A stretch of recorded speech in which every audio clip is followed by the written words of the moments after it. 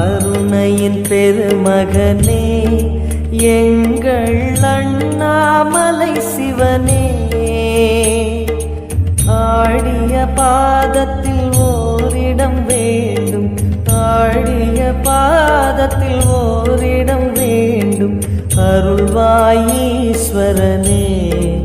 அன்பே அருணாச்சல சிவனே.